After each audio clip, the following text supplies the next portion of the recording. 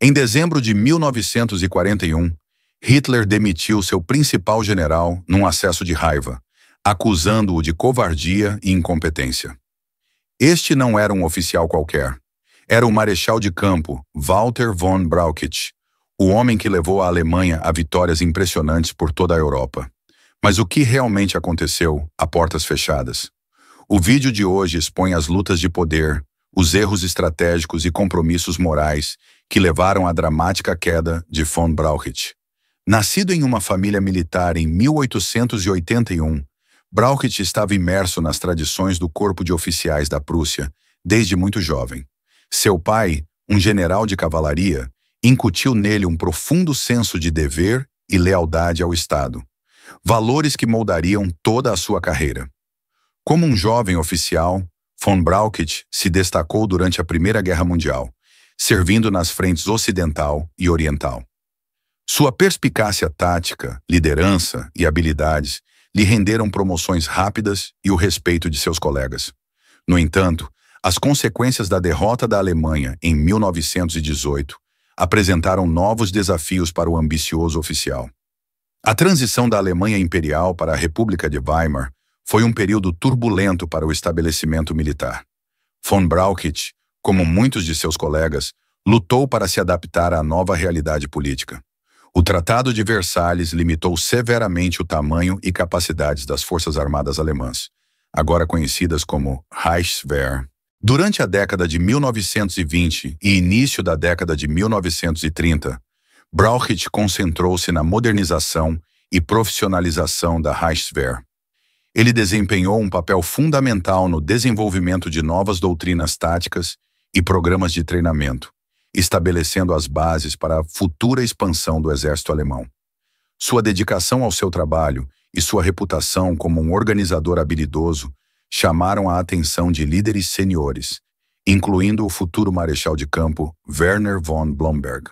Quando o Partido Nazi chegou ao poder em 1933, Brauchitsch inicialmente manteve uma distância cautelosa do novo regime. Como tradicionalista e membro da antiga aristocracia prussiana, ele via a ideologia radical dos nazistas com ceticismo. No entanto, ele também reconheceu as oportunidades que os programas de rearmamento de Hitler apresentavam para o exército e para seu próprio avanço na carreira. À medida que a Reichswehr se transformava na Wehrmacht, ele se viu em uma posição para moldar o futuro do exército. Sua experiência em guerra moderna e sua capacidade de trabalhar dentro do novo sistema político fez dele um recurso valioso para a liderança nazista. A nomeação de Brauchitsch como comandante em chefe do exército em 1938 marcou o auge de sua carreira, mas também o colocou em uma posição moralmente precária. Para manter seu status e influência, ele foi forçado a fazer uma série de compromissos que acabariam por manchar seu legado. Ele apoiou publicamente a política externa agressiva de Hitler e permaneceu silencioso diante das ações cada vez mais brutais do regime contra seus supostos inimigos. Os compromissos morais necessários para manter a sua posição na hierarquia nazi assumiram um papel custoso em von Brauchitsch. Ele lutou para conciliar seu dever profissional com as implicações éticas de servir a um regime totalitário. Este conflito interno tornar-se-ia mais pronunciado à medida que a Alemanha se aproximava da guerra e as exigências de Hitler se tornavam mais extremas. À medida que o poder militar da Alemanha crescia sob o regime de Hitler, uma estratégia revolucionária foi tomando forma e que redefiniria a guerra moderna. Brauchitsch, agora no comando do exército alemão, encontrou-se na vanguarda desta evolução tática. O conceito de Blitzkrieg, ou guerra relâmpago, surgiu como uma combinação potente de velocidade, coordenação e força esmagadora. A invasão da Polônia em 1939 marcou o primeiro teste dessas novas táticas. No entanto, a campanha não incorporou totalmente a percepção popular da Blitzkrieg. Brauchitsch, ainda ancorado no pensamento militar tradicional, inicialmente espalhou as divisões Panzer escassamente entre a infantaria. O método operativo na Polônia seguiu o método mais convencional, ou conceito de aniquilação. Esta abordagem, embora eficaz, revelou a tensão contínua entre a doutrina estabelecida e as estratégias emergentes. Durante a campanha polonesa, Brauchitsch teve que ser convencido de que unidades blindadas poderiam operar de forma independente no nível operacional. Esta mudança de pensamento representou um passo crucial no desenvolvimento de táticas de Blitzkrieg, forçando von Brauchitsch a adaptar sua abordagem estratégica. O verdadeiro potencial do Blitzkrieg tornou-se aparente durante a invasão da França em 1940, com Brauchitsch desempenhando um papel fundamental na coordenação da ofensiva meticulosamente planejada. Ele supervisionou a implantação de divisões blindadas, garantindo que os seus movimentos rápidos e coordenados fossem apoiados por superioridade aérea. Inicialmente cético em relação ao plano Sickles-Schnitt, que propunha uma estratégia ousada, empurrando através da floresta das Ardenas, Brauchitsch finalmente cedeu à insistência de Hitler em sua implementação. O resultado foi um sucesso impressionante, com a França caindo em poucas semanas. Esta rápida vitória solidificou a reputação da Blitzkrieg e elevou von Brauchitsch de pé. Ele foi promovido a marechal de campo em 19 de julho de 1940, um reconhecimento de seu papel no início dos triunfos da Alemanha. As operações subsequentes nos Balcãs demonstraram ainda mais a eficácia das estratégias militares da Alemanha. Sob a supervisão de Brauchitsch, as forças alemãs rapidamente ocuparam a Iugoslávia e a Grécia em abril de 1941. Apesar destes sucessos, começaram a surgir fissuras na relação entre Brauchitsch e Hitler. Uma questão importante surgiu durante o planejamento da Operação Barbarossa, a invasão de União Soviética. Brauchitsch defendeu uma abordagem mais cautelosa, enfatizando a logística e os desafios colocados pelo grande tamanho e terreno difícil da Rússia. Hitler, no entanto, insistiu em um ataque rápido e total. Este desacordo destacou o fosso crescente entre os militares profissionais e o julgamento e a tomada de decisões cada vez mais errática de Hitler. A incapacidade do marechal de campo de afirmar sua autoridade contra a vontade de Hitler seria custoso. À medida que a guerra progredia, particularmente durante a Operação Barbarossa, as fraquezas da Blitzkrieg tornaram-se cada vez mais aparentes. Em 22 de junho de 1941, começou a maior operação militar da história. Mais de 3 milhões das tropas do eixo avançaram através de uma frente que se estendia do Mar Báltico ao Mar Negro, iniciando a Operação Barbarossa. A máquina de guerra alemã parecia imparável enquanto avançava sobre o território soviético, validando a eficácia das táticas de Blitzkrieg em enorme escala. No entanto, a imensa dimensão da União Soviética criou desafios logísticos que eram difíceis de superar. À medida que as forças alemãs avançavam mais profundamente em terras inimigas, as linhas de abastecimento esticaram-se até o ponto de ruptura. A escassez de combustível tornou-se comum, com suprimentos de comida e munição diminuindo. As grandes distâncias envolvidas significavam que, quando os suprimentos chegavam às linhas de frente, eles geralmente eram insuficientes ou obsoletos. À medida que o outono se transformava em inverno, a situação piorava. As tropas alemãs, mal equipadas para o inverno russo brutal, encontraram-se atolados em lama e neve.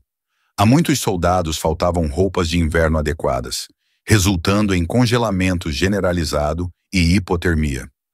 Os veículos e as armas apresentavam mau funcionamento devido ao frio extremo, dificultando ainda mais o avanço alemão. Brauchitsch enfrentou uma pressão crescente de todos os lados. A crescente pressão de Hitler e a interferência na tomada de decisões militares complicaram as coisas, criando um ambiente caótico na estrutura de comando.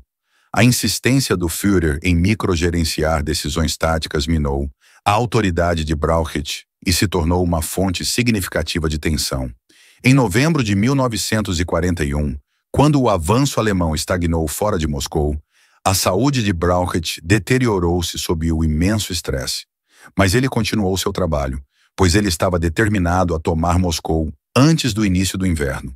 No entanto, durante uma reunião estratégica crucial, ele visivelmente lutou para manter a compostura.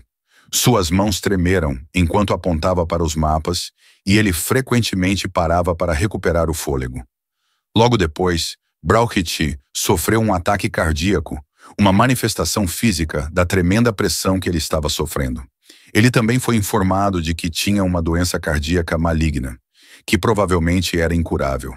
Esta crise sanitária coincidiu com o fracasso da Wehrmacht em capturar Moscou, um golpe devastador para o moral e a estratégia alemães.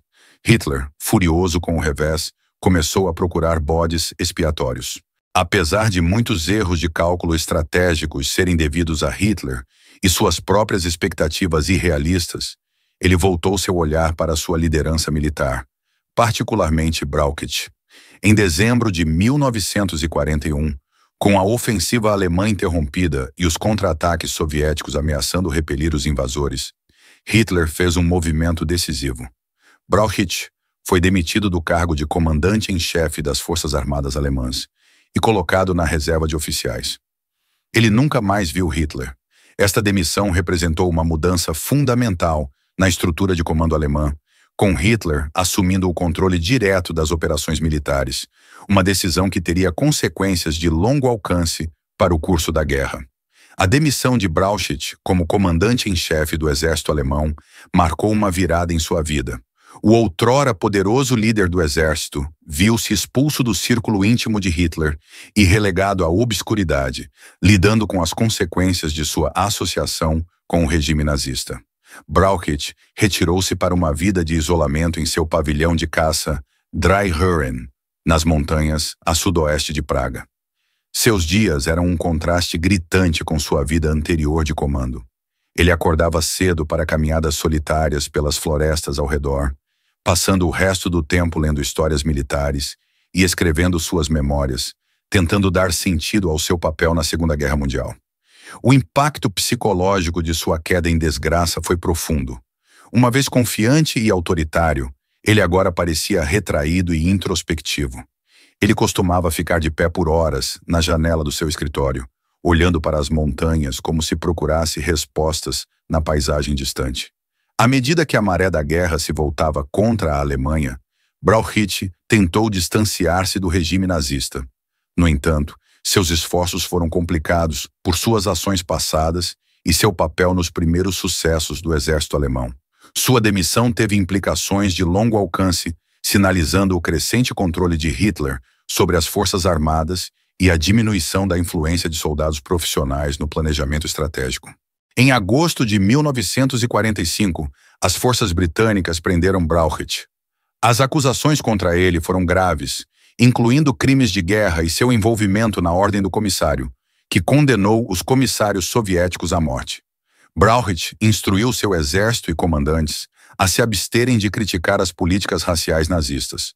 Semelhante a Wilhelm Keitel, Brauchitsch não se opôs às diretivas de Hitler, que exigiam o exército para cumprir as diretrizes da SS sobre ações em territórios ocupados.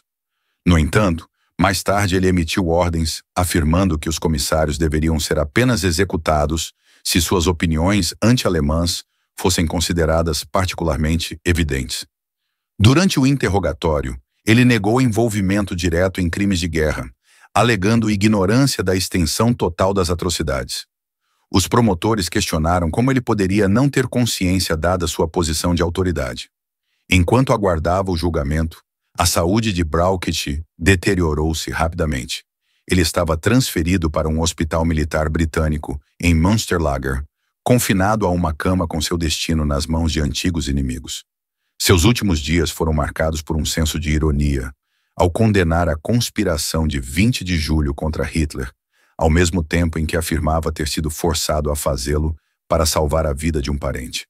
Este último ato encapsulou a ambiguidade moral que caracterizou grande parte da carreira de Brauchitsch, deixando um legado complexo e controverso. Walter von Brauchitsch morreu aos 67 anos, em 18 de outubro de 1948, devido à pneumonia brônquica em um hospital militar administrado pelos britânicos em Hamburgo, antes que ele pudesse ser julgado por conspiração e crimes contra a humanidade. Muito obrigado por assistir até aqui. Não esqueça de deixar a sua curtida e um comentário para ajudar o canal. Um grande abraço e até a próxima.